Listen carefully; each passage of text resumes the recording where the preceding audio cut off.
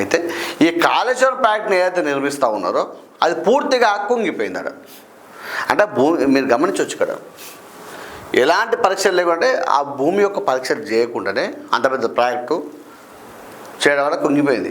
నీటి నిల్వలు కూడా ఎంత నిల్వలు చేయాలి, ఏం కథ, ఎప్పుడు ఎత్తిపోయాల సంగతి కూడా సారే ఆలోచనేనట.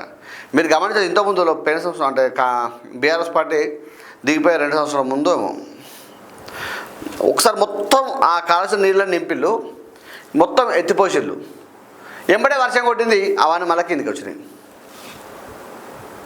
ఇది వాస్తవం. అంటే మేము వర్షం కొడతా అనుకోలే అందుకే నింపినామని చెప్పిండు. అట్లా అనేక నిర్ణయాలు. ఇలా కాళేశ్వరం మీద నడిచే కరెంటు బిల్లే ఈ రైతుల పంట కంటే ఎక్కువ అవుతుంది వాస్తవానికి. ఇవన్నీ కూడా పూర్తిగా అంటే మీరు గమనించండి, ఏదో ఉందో అధికారులు చెప్పిళ్ళు, ఇరిగేషన్ మంత్రి చెప్పారు, అప్పుడున్న ఈటెల రాజేందర్ గారు పిలిచి కూడా చర్చించడం జరిగింది ఈ యొక్క కమిషను. ఏదేమైనా దారులన్నీ కేసీఆర్ వైపే ఉన్నాయని కూడా మీరు గమనించండి.